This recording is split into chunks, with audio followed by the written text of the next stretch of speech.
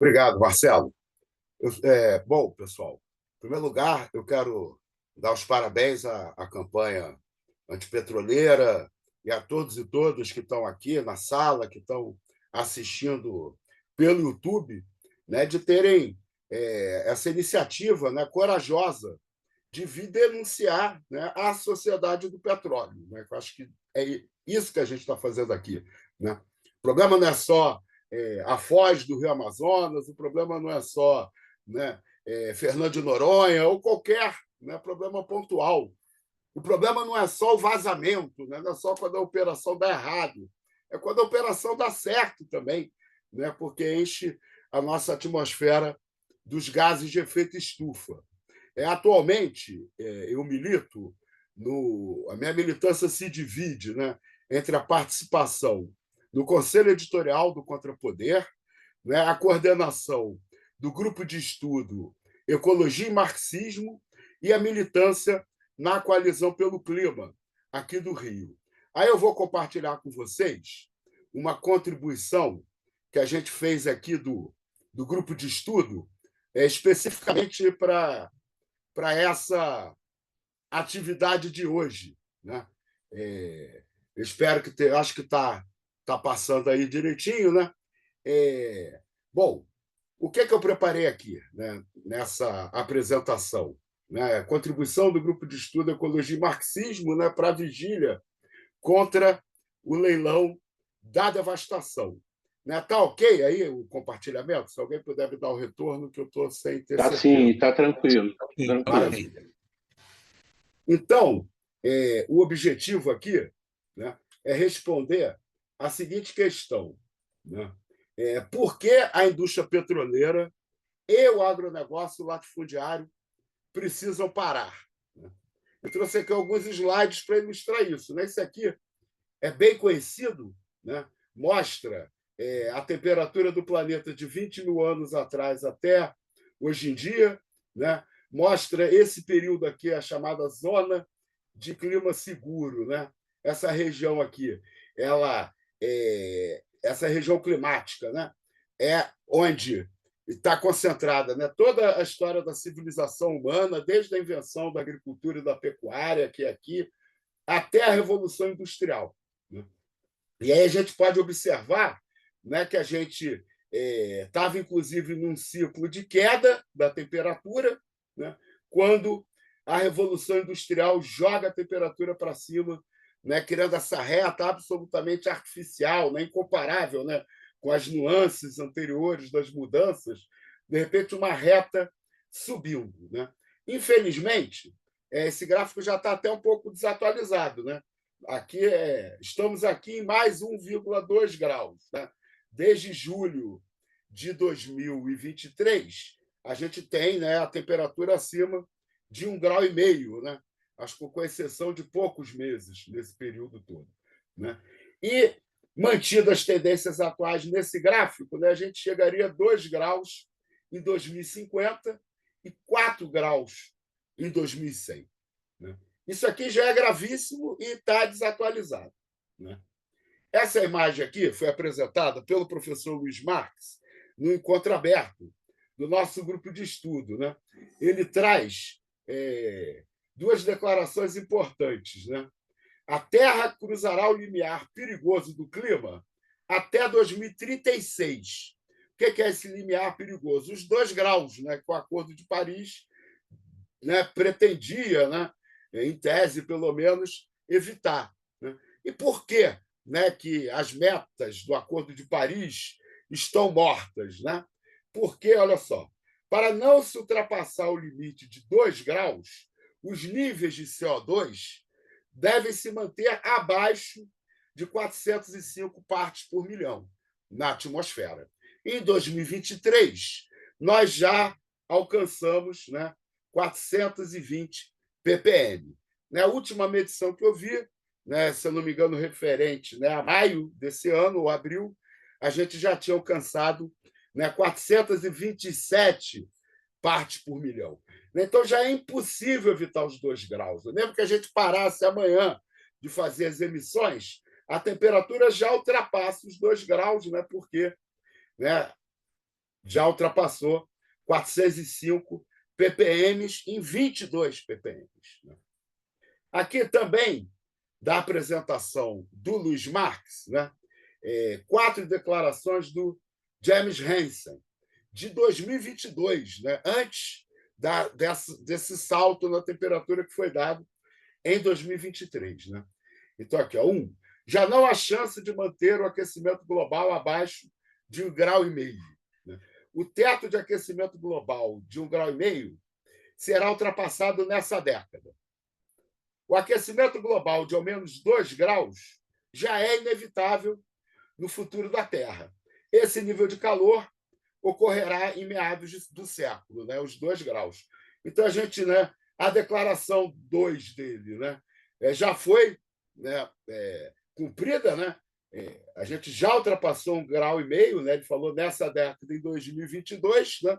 Em 2023, a gente ultrapassou 1,5 grau pela primeira vez na média do planeta, né? Recentemente, a Organização Meteorológica Mundial publicou que os próximos 5 anos, né, serão todos acima, né, de 1,5 grau, podendo chegar a 1,9 graus até 2029. Né? Esse nível de calor ocorrerá em meados do século. Né? Depois, o James Hansen já publicou que seria ainda nos anos 30. Né? Então, gente, é importante a gente entender isso, né? Fundamentalmente. Nenhum poço de petróleo a mais, de certa maneira, é uma exigência até tímida diante do desafio, né? Porque nós precisamos, né, parar, né, o mais rápido possível as emissões dos gases de efeito estufa e a gente tem que começar a retirar carbono da atmosfera, né, até a gente retornar a 350 ppm no máximo, né, para a gente tentar retornar para essa zona de clima seguro. Então, cada dia, né, que a gente segue nessa sociedade viciada em combustíveis fósseis, né, mais a gente avança em direção, né, a essas, né, faixas aqui perigosas, né, de aquecimento acima de 1,5 grau, acima de 2 graus, de 3 e até de 4. Né? Um dado interessante também para a gente analisar é o seguinte: nós já encomendamos o aquecimento superior a de 2 graus. E estamos a caminho de encomendar o aquecimento superior a 3 graus. Se a gente ultrapassar, né, pelo menos os estudos apontam isso, 550 partes por milhão, né, de gases de efeito estufa na atmosfera, a gente encomenda o aquecimento de 3 graus. Né?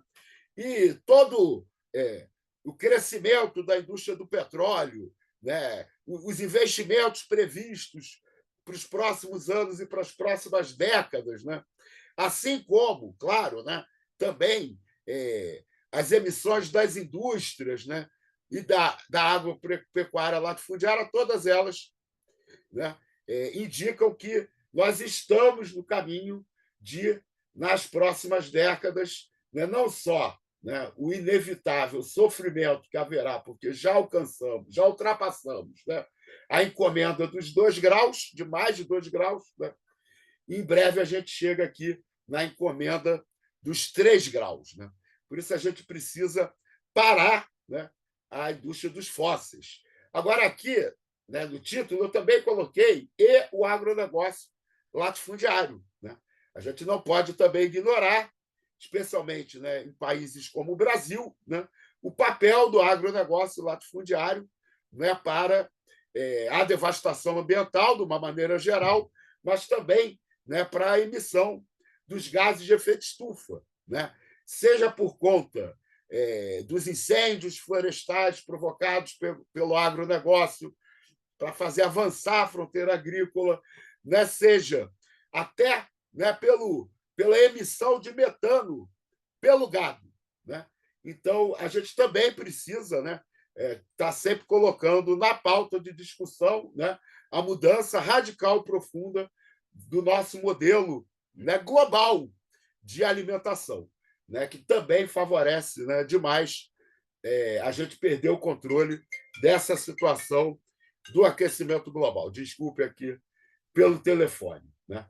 Para encerrar, só fazer 2 convites, né? O primeiro, para quem está no Rio de Janeiro, nós estamos organizando uma série de organizações aqui no Rio, esse encontro anticapitalista pelo clima e pelo fim dos genocídios. Esse encontro vai acontecer durante a COP30, aqui no Rio, depois da Cúpula dos Povos. E aí o nosso objetivo é avançar na construção de um programa, em defesa do meio ambiente, das populações do planeta, contra os genocídios também, que vá além, dessa defesa do capitalismo verde, do greenwash, que domina, o debate ambiental em todo o mundo, domina o debate ambiental na ONU e nas COPs. E a gente precisa começar a construir um programa dos trabalhadores, das trabalhadoras, de todos os oprimidos pela sobrevivência. Então, no dia 2 de julho, na UERJ, esse é um convite para os cariocas, vai acontecer a apresentação da ideia do encontro, para a gente ampliar a comissão organizadora e ter condições de fazer com que esse encontro aconteça realmente. E também convidar a todos e todas, quando quiserem, para os grupos que quiserem. Essas imagens que eu tirei fazem parte de um mini curso do Grupo de Estudo Ecologia e Marxismo, chamado O Colapso Ambiental e a Luta pela Sobrevivência. Um mini curso virtual que está disponível gratuitamente para qualquer organização que queira fazer esse debate. É só agendar com a gente. E aqui, para encerrar, a missão do nosso Grupo de Estudo Ecologia e Marxismo: radicalizar os ecologistas, ecologizar os radicais. Obrigado a todas e todas pela atenção, pela oportunidade de falar aqui hoje, nessa vigília tão importante para a nossa luta pela sobrevivência. Obrigado.